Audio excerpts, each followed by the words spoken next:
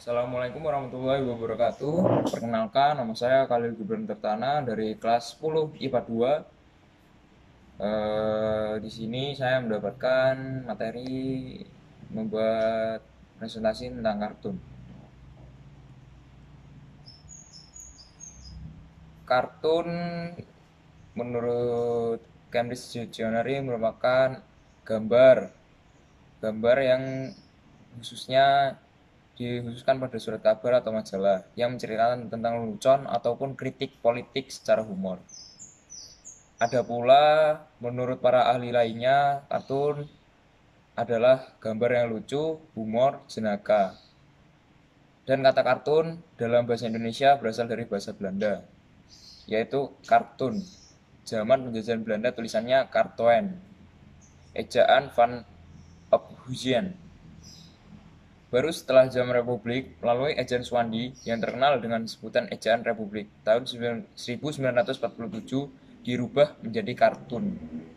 Istilah kartun dalam bahasa Inggris berasal dari bahasa Itali, cartone, artinya kertas tebal yang pada abad 19-an bisa digunakan untuk membuat sketsa atau desain untuk lukisan dinding, fresco, permadani, atau mozaik.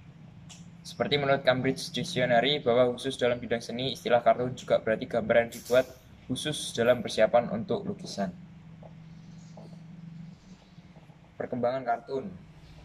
Perjalanan sejarah animasi dimulai pada tahun 1883 ketika muncul istilah stroboscopic sebagai dasar sinematografi yang membuat benda bergerak secara memutar. Kemudian seorang bernama H. Y. Godwin menemukan film dari seluloid yang dapat menampung gambar sekaligus. Karena penemuan Godwin ini, Thomas Edison selanjutnya mengembangkan penemuan tersebut dengan menghasilkan gambar bergerak di dinding dengan bantuan serangkaian roda. Tidak lengkap rasanya jika menonton film tanpa suara. Yap, oleh karena itu pada tahun 1889, 1899, suara direkam untuk pertama kalinya dengan menggunakan alat perekam magnetik squat. Tetapi Walt Disney lah yang membuat film animasi bersuara untuk pertama kalinya. Film tersebut adalah Mickey Mouse yang diputar perdana pada tahun 1928. Selain itu, pada tahun 1937, Disney juga memproduksi film Snow White and the Seven Dwarfs yang berhasil menjadi film animasi terpanjang berwarna pertama. Karena banyaknya pencapaian di diraih Disney, maka tahun 1928 sampai dengan 1950-an disebut sebagai The Golden Age of Cartoon yang identik dengan Walt Disney. Gak heran ya, hingga saat ini Disney masih tetap eksis, ditambah dengan adanya wahana hiburan Disney World yang tersebar di beberapa negara di dunia.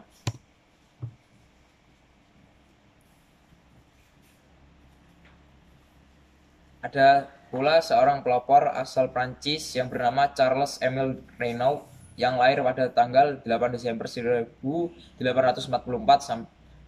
sampai dengan 9 Januari 1918 yang bertanggung jawab untuk pertama kalinya memproyeksikan film animasi kartun.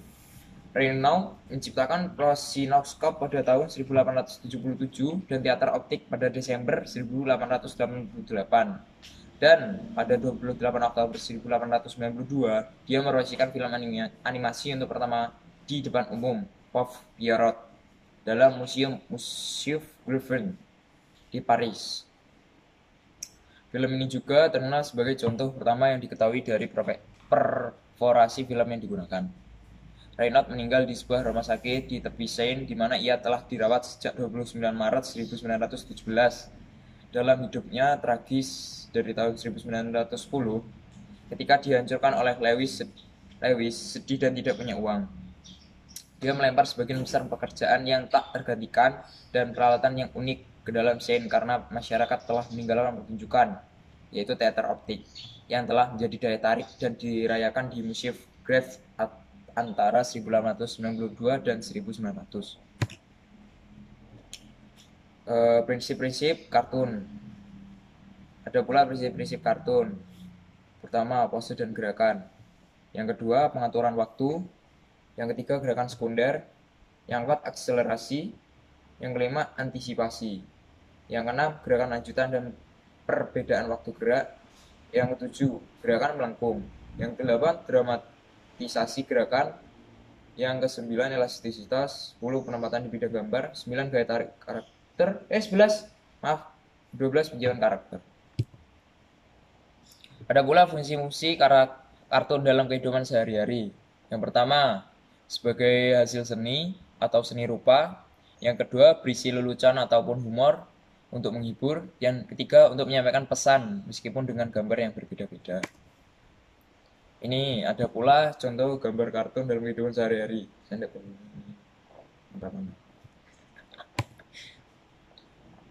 Ada pula jenis-jenis kartun yang berbeda-beda. Yang pertama adalah kartun gag.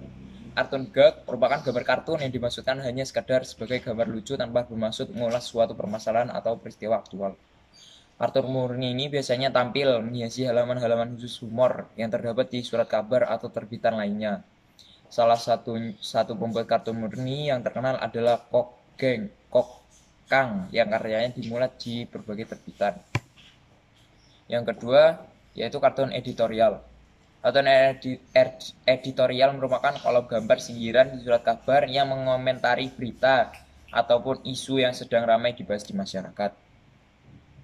Sebagai editorial visual, kartun tersebut mencerminkan kebijakan dan garis politik sekaligus mencerminkan budaya komunikasi masyarakat.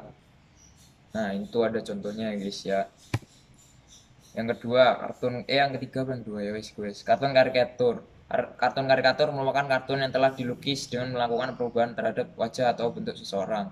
Contohnya, hidung menjadi besar, mata kecil, dan sebagainya. Kartun ini lebih menonjolkan karakter seorang melalui bentuknya. Kartun ini juga memperlihatkan sifat ataupun kelemahan seseorang atau pula sebuah perkumpulan. Kartun ini bertujuan untuk menimbulkan rasa kurang percaya masyarakat terhadap mereka karena kelemahan-kelemahannya itu. Yang terakhir, kartun animasi. Kartun animasi merupakan kartun yang dapat bergerak atau hidup secara visual dan bersuara.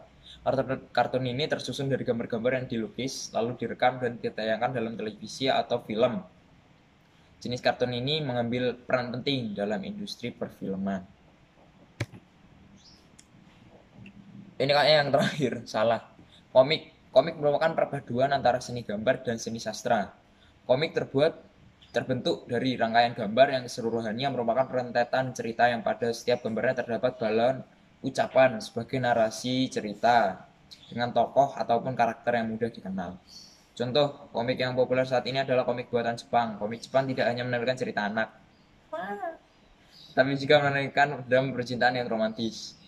Komik buatan Jepang telah meraja perindustrian komik di Indonesia, mulai dari cerita lucu seperti Doraemon, Crayon Shinchan, Kobo-chan, dan lain sebagainya. Namun demikian, Indonesia juga memiliki komik-komik buatan dalam negeri yang tidak kalah kualitasnya, baik dari segi grafis dan ceritanya.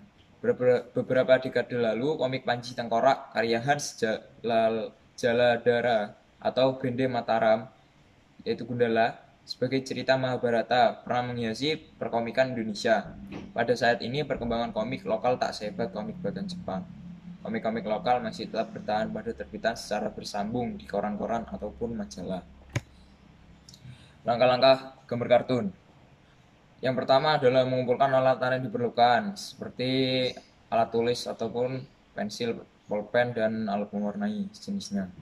Sebelum Anda memulai menggambar, alat-alat menggambar adalah hal yang harus Anda miliki. Alat mewarnai yang bisa Anda gunakan dalam kartun bisa jadi krayon ataupun lainnya.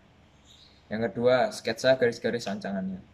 Hal pertama yang harus dilakukan dalam kartun adalah membuat rancangan ilustrasi karakter dengan menggunakan pensil sebagai pensil HB.